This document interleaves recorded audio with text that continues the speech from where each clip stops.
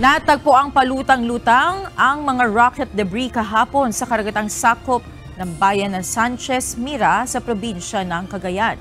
Base sa report, isang concerned citizen ang nagpaabot ng impormasyon sa Philippine Coast Guard Northern Luzon ukol sa mga rocket debris na nakitang palutang-lutang 50 metro ang layo mula sa dalampasigan.